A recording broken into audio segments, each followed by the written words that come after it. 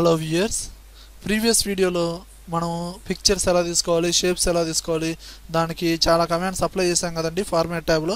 ఇప్పుడు మనం ఏం నేర్చుకుందామంటే చూడండి వ్యూయర్స్, ఇక్కడ మనకి cover page, blank page, page break అనే కమాండ్స్ ఉన్నాయి చూడండి. వీటి గురించి నేర్చుకుందాం. ఫస్ట్ ఇప్పుడు మనం నేర్చుకునేది కవర్ పేజ్. ఈ కవర్ పేజ్ పక్కన యారో మార్క్ ఉంది చూడండి, దాన్ని ప్రెస్ చేయండి. ఇక్కడ మనకి డిఫరెంట్ టైప్స్లో కవర్ పేజెస్ డిఫాల్ట్గా ఇచ్చాడు చూడండి. డిఫరెంట్ స్టైల్స్ ఉన్నాయి చూడండి. అసలు ఈ కవర్ పేజ్ అంటే ఏంటి?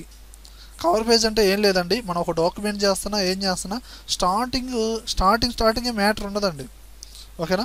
ఒక కవర్ పేజ్ మెయిన్ అసలు ఆ బుక్ టైటిల్, దాని ఆధారు, దాని ఒక డయాగ్రాము, ఇవన్నీ ఉంటాయి మెయిన్. ఈ విధంగా అంటే మనం ఒక డాక్యుమెంట్ చేసుకున్నప్పుడు ముందు కవర్ పేజ్ అనేది డిఫాల్ట్గా కొన్ని స్టైల్స్ ఇచ్చాడు, ఇలా తీసుకోవచ్చు.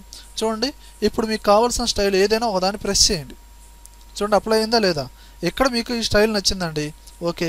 ఇప్పుడు ఇక్కడ డాక్యుమెంట్ టైటిల్ దాని మీద ప్రెస్ చేసి దాన్ని నేమ్ మార్చుకోవచ్చు. నేను ఇక్కడ కంప్యూటర్స్ అడ్డా అని టైప్ చేశాను. అలానే ఈరు కూడా మార్చుకోవచ్చు అండి, డైరెక్ట్గా ఈరు, ఇదిగోండి ఈ విధంగా మనం మార్చుకోవచ్చు ఏదైనా సరే. ఓకేనా? అలానే మన కింద డీటెయిల్స్ ఇచ్చాడు చూడండి. ఇక్కడ జనరల్గా ఈమెయిల్ ఐడి ఇస్తున్నాను, ఈ విధంగా మనం ఇచ్చుకోవచ్చు అండి. ఓకేనా? ఏదైనా సరే మీరు సెలక్షన్ చేసి టైప్ చేయడమేనండి, దాని బ్యాక్ స్పేస్ కొట్టి డిలీట్ చేయక్కర్లా, డైరెక్ట్గా మనం ఎంటర్ చేయొచ్చు.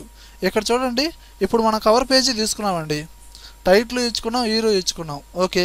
మీకు కంటెంట్ నచ్చింది కానీ స్టైల్ నచ్చలా. ఓకేనా? ఎప్పుడైతే మనం కవర్ పేజ్ తీసుకున్నామో ఇప్పుడు కూడా మనకి ఫార్మేట్ అనే ట్యాబ్ వచ్చింది చూడండి, దీన్ని ప్రెస్ చేసి ఇక్కడ కూడా మనకి షేప్స్లో, పిక్చర్స్లో ఏవైతే చెప్పానో డిఫరెంట్గా షేప్ ఫిల్ కానీ, shape outline, shape effects, shape styles కానీ, వార్డ్ స్టైల్స్ కానీ ఇవన్నీ నార్మల్గా మార్చుకోవచ్చండి. ఇవి జనరల్గా యూజ్ చేసేవి. అలాగే ఇంకా మీకు ఏంటంటే ఇక్కడ మీకు స్టైల్ నచ్చల, కంటెంట్ నచ్చింది. ఇప్పుడు మీరు ఏం చేయొచ్చు అంటే కవర్ పేజ్లోకి వెళ్ళి మళ్ళీ వేరే కవర్ పేజ్ని సెలక్షన్ చేస్తున్నారు. నేను ఇప్పుడు ఈ కవర్ పేజ్ నచ్చిందండి నాకు, దీన్ని సెలక్షన్ చేశాను. చూడండి, ఆటోమేటిక్గా మారిపోయింది చూడండి. అంటే స్టైల్ మారింది, కంటెంట్ మారలేదండి. చూడండి, నేను ఇచ్చిన కంటెంట్ కంప్యూటర్స్ అడ్డా అనే టైటిల్ అంతే ఉందండి. ఓకేనా? మనం మళ్ళీ మోడిఫికేషన్ చేసుకోవాలంటే చేసుకోవచ్చండి. మళ్ళీ దీని మీద ప్రెస్ చేయొచ్చు, ఏదైనా చేయొచ్చు ఈ విధంగా. ఓకేనా? ఇప్పటిదాకా మీరు ఏం చేశారండి, వీడు డిఫాల్ట్గా ఇచ్చిన కవర్ పేజెస్ అనేవి మీరు అప్లై చేసుకున్నారు. అలా కాకుండా మీరు ఓన్గా కూడా ఒక కవర్ పేజ్ క్రియేట్ చేసి ఇందులో స్టోర్ చేయొచ్చండి. ఓకేనా? అది ఎలానో ఇప్పుడు చూద్దామండి. చూడండి, నేను ఇక్కడ ఆల్రెడీ డిజైన్ చేశాను. చూడండి, ఇవన్నీ డిజైన్ చేయడం ఆల్రెడీ మీరు చేశారండి. షేప్స్లో, పిక్చర్స్లో కంటెంట్ అప్లై చేయడం, 3D ఎఫెక్ట్స్ ఇవ్వడం, షాడో ఎఫెక్ట్స్ ఇవ్వడం, ఇవన్నీ అప్లై చేశానండి, జనరల్గా యూజ్ చేసే. ఓకేనా? ఇప్పుడు మనం ఏం చేయొచ్చు అంటే ఈ స్టైల్ని, అంటే ఇది ఈ కవర్ పేజ్ అనేది నాకు ఆ డిఫాల్ట్ కవర్ పేజెస్లో యాడ్ అవ్వాలి అంటే మీరు ఏం చేయాలి, ఈ మొత్తాన్ని సెలక్షన్ చేయాలి. మొత్తాన్ని సెలక్షన్ చేయకుండా మీరు కవర్ పేజెస్లోకి వెళ్తే చూడండి, ఇక్కడ ఒక ఆప్షన్ డిస్ప్లే అవుతుంది చూడండి, save selection to cover page gallery అని. ఇది హైలైట్ అవ్వలేదండి. ఇది ఎప్పుడు హైలైట్ అవుతుంది, ఇక్కడున్న షేప్స్ని మొత్తాన్ని సెలక్షన్ చేయండి, కంట్రోల్ పట్టుకోండి, సెలక్షన్ చేయండి. కంట్రోల్ పట్టుకుంటే మనకి మొత్తం సెలక్షన్ అవుతాయి. ఇప్పుడు చూడండి, కవర్ పేజ్లోకి వెళ్ళాను, చూడండి save to selection to cover page gallery, దీన్ని సెలక్షన్ చేసి ఇక్కడ నేమ్ ఏదైనా ఇవ్వండి. నేను ఇక్కడ ఓకే కంప్యూటర్స్ అడ్డా ఇచ్చేసాను, ఓకే అన్న. ఇప్పుడు నేను ఒక న్యూ పేజీ తీసుకుంటున్నాను. ఇప్పుడు డైరెక్ట్గా నేను సేవ్ చేసిన కవర్ పేజ్ అనేది దీనిలోకి అప్లై అవ్వాలి. అంటే ఏం చేయాలి, నేను ఇన్సర్ట్ ట్యాబ్లో కవర్ పేజ్లోకి వెళ్ళగానే చూడండి, ఇక్కడ నేను సేవ్ చేసిన కవర్ పేజ్ వచ్చింది చూడండి, సేవ్ అయిందా లేదా? ఇప్పుడు దీన్ని ప్రెస్ చేయగానే ఆటోమేటిక్గా అప్లై అయిపోయింది. అప్లై అయిందా లేదా? ఓకేనండి? ఈ విధంగా కవర్ పేజెస్ అనేది వాళ్ళు ఇచ్చినవి మనం వాడుకోవచ్చు, మీరు ఓన్గా డిజైన్ చేసి దీనిలో సేవ్ చేసుకోవచ్చు అండి.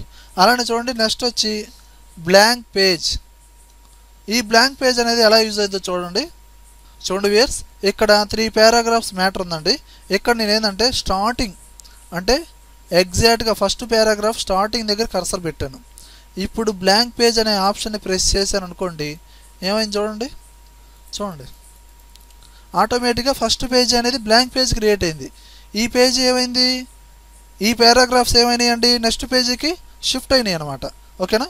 ఇప్పుడు చూద్దాం, మళ్ళీ చూద్దాం. చూడండి ఇప్పుడు నేనేం చేస్తున్నా అంటే ఫస్ట్ పారాగ్రాఫ్ ఎండింగ్లో కర్సర్ పెట్టానండి. చూడండి పెట్టాను.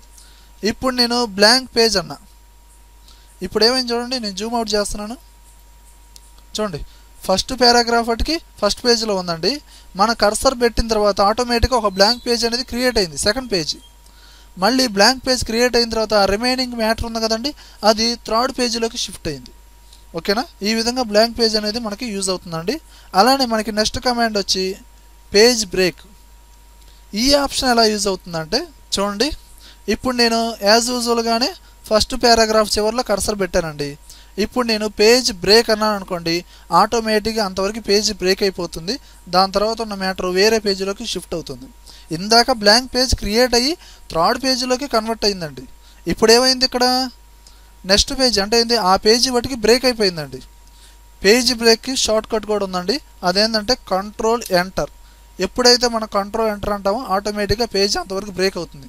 చూడండి ఇప్పుడు నేను సెకండ్ పారాగ్రాఫ్ చివరిలో పెడుతున్నాను, కంట్రోల్ ఎంటర్ అన్నా, చూడండి పేజ్ బ్రేక్ అయిందా లేదా. ఈ విధంగా పేజ్ బ్రేక్ అనే ఆప్షన్ యూజ్ చేయొచ్చు. వ్యూయర్స్, నా వీడియో కనుక నచ్చినట్లయితే లైక్ బటన్ ప్రెస్ చేయండి, యూట్యూబ్ ఛానల్ని సబ్స్క్రైబ్ చేయండి, ఫేస్బుక్లోను, గూగుల్ ప్లస్లోను, ట్విట్టర్లోను నా వీడియోని షేర్ చేయండి. Thank you very much.